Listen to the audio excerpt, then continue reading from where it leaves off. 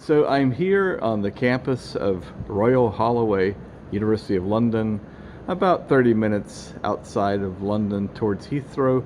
I think that's the southwest, with Richard Ghail, who is a geologist here, who is very involved. Let's just say he's obsessed with Venus.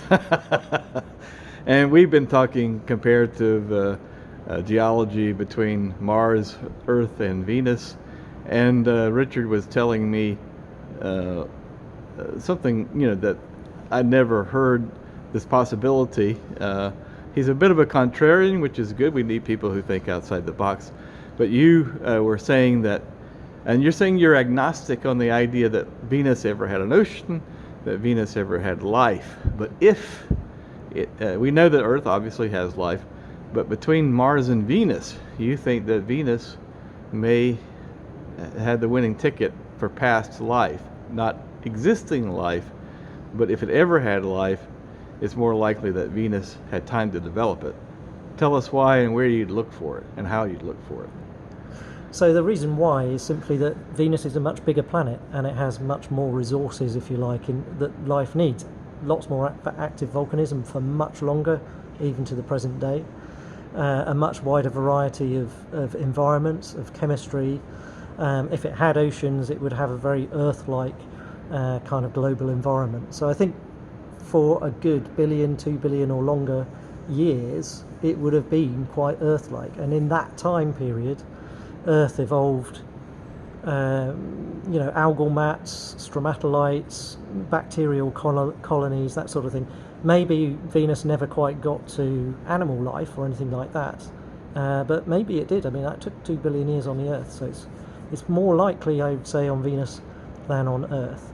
And you have an idea for a way to look at this, look for this life, without even drilling, using a balloon type structure. Tell us about that. So this life, if it ever existed, will have made features like stromatolites, like algal mats and so on, that can be preserved as structures in rocks. And we know which rocks to look in. They would be shallow water environments, beach environments, that sort of thing. And we know what those rocks look like on the Earth.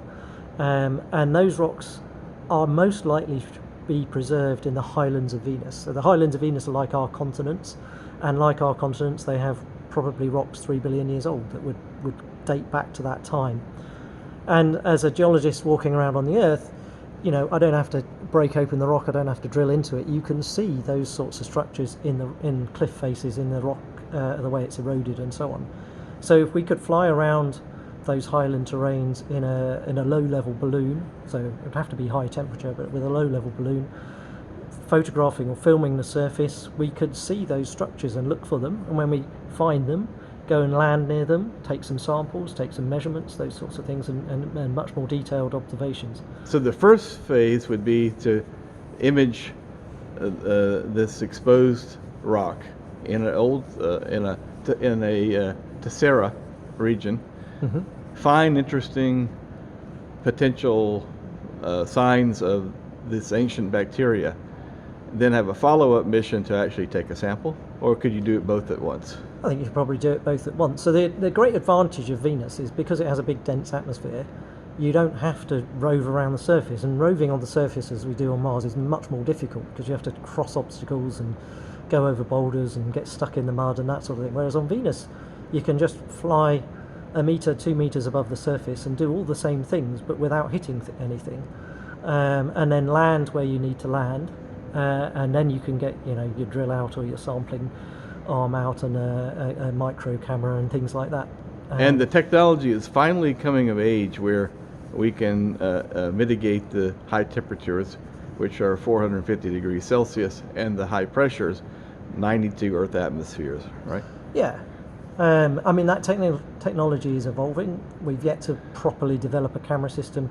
The communication systems is a very low data rate at the moment, but all the principles are there for developing that sort of technology. So one day I think we'll be able to do it.